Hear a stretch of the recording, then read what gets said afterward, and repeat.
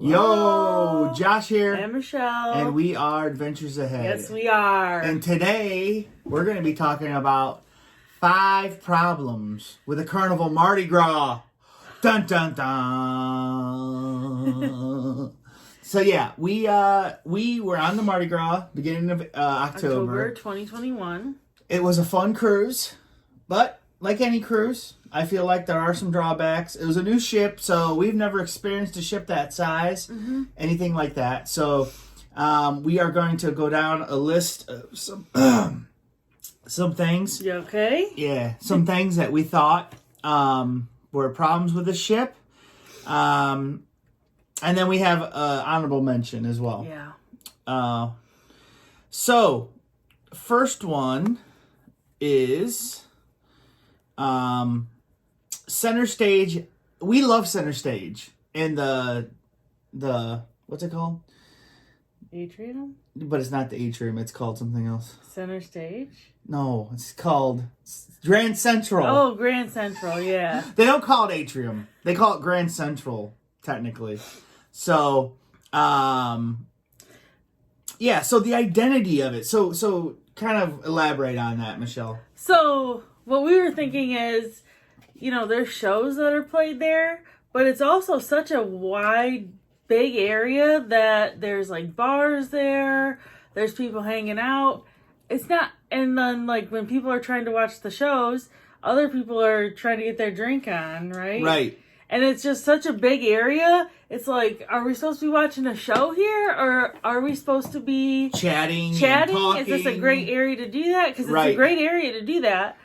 But then you're disturbing people that are trying to enjoy the show, and things like that. Also, they do a lot of test runs in there, so you can kind of, if you don't want to be spoiled about the show later, you might be, because you'll hear it earlier if you're down there.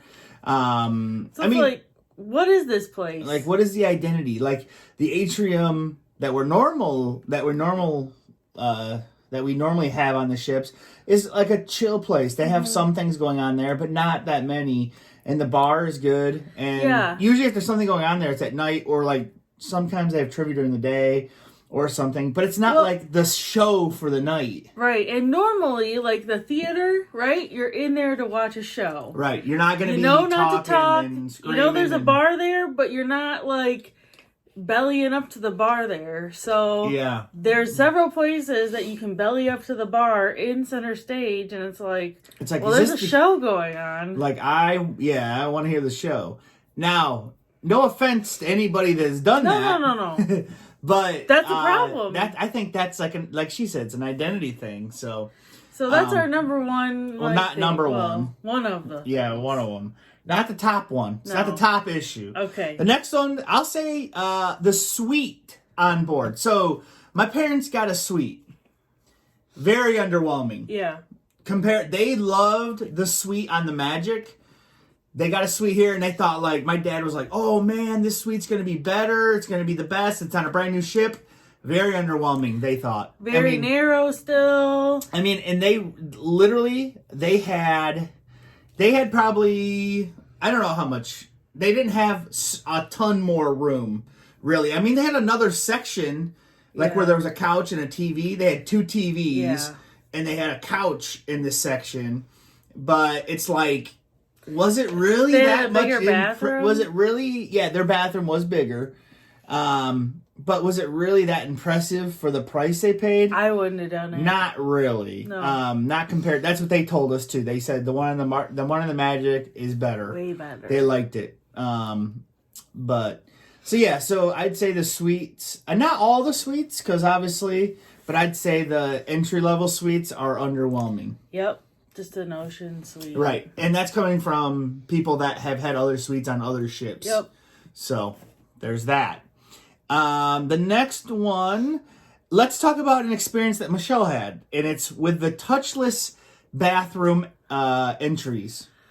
Yeah, so there needs to be a tutorial or something. I thought I had locked the bathroom door, and definitely wasn't locked, and someone walked in on me when I was using the restroom. So explain these mechanisms. I didn't really see them. So you have to wave your hand in front of them to shut and close the door. But if then also to lock the door. You have to hold your hand there. I don't know still. I'm pretty sure you got to hold your hand there until the light turns red well, and then it's locked. I tried to manually lock it. You're like, trying to turn it. While I was drinking on Oh. I think you have to... And then an older gentleman walked in on me. He was embarrassed. I was kind of embarrassed. I'd been drinking. I think the thing is, and other people we've heard have had issues with the locks.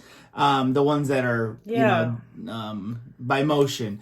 I think from what I saw is you have to hold your hand there until a light turns red. I don't know. And then you hold your hand there again until the light turns green, then it's unlocked. Well, there's no tutorial telling you how to do this. No, we didn't know anything about it. I went into a couple bathrooms where and I remember the door, I put my shoulder into it and forced it shut and then locked it. Manually, so... Well, I tried to manually lock it, and I thought I did, but it didn't. Wow. So, that was a problem. So, so be aware that there are the public bathrooms, some of them do have manual... touchless locks and stuff like that. And they stink. Yeah, and they're not And that if good. you're in a hurry, don't go to those. Oh, yeah, they take a while because the door's forever. Okay, the next thing is we got a couple more here. The smoking section in the casino. Okay, I don't smoke. Small. Michelle does.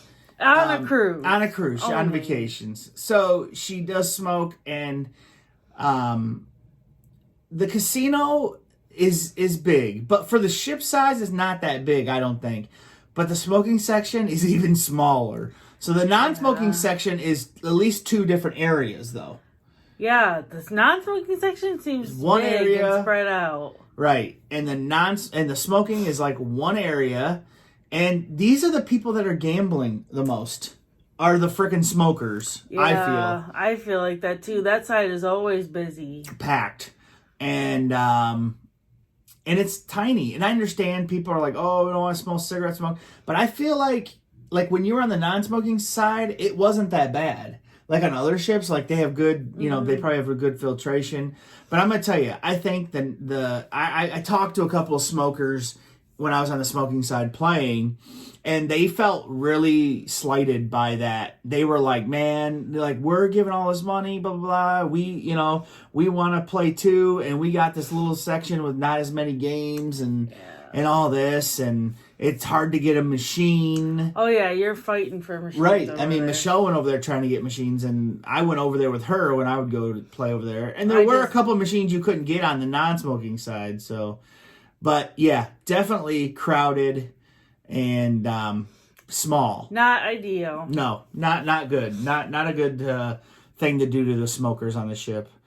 So we do have, before I say our last one, we do have a honorable mention or dishonorable mention, I guess.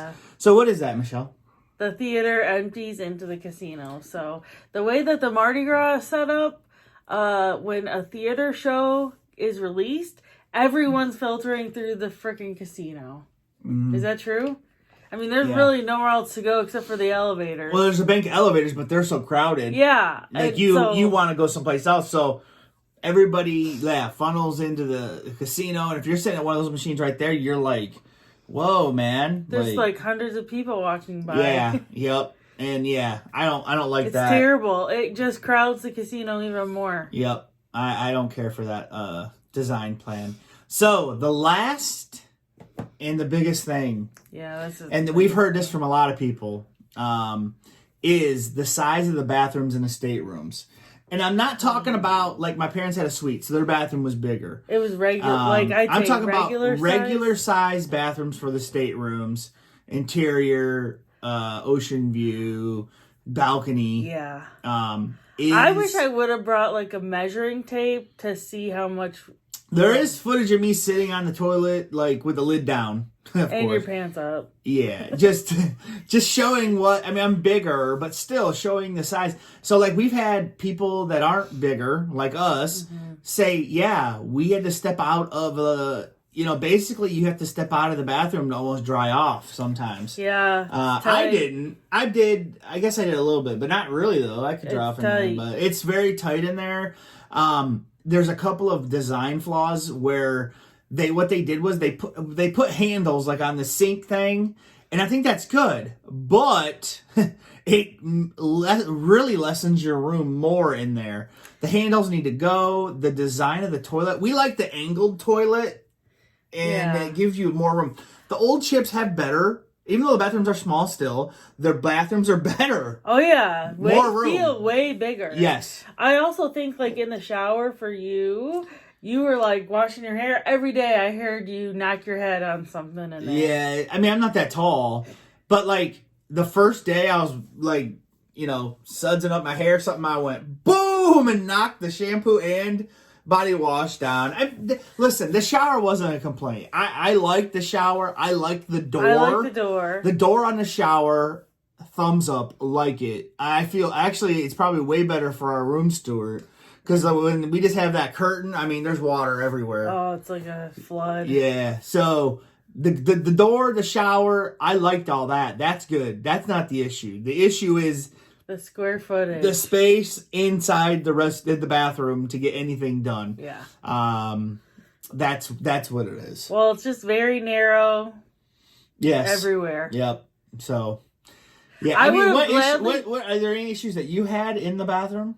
I mean, mine was like... It's just tight. Yeah. Like, you know, if you're thinking you're going to spread out when you're sitting down, you're not. No. Well, I mean, I don't think people are going to be putting their feet up and stuff, Michelle. I mean, they don't think that. Obviously, it's small, but this is like design flaws small.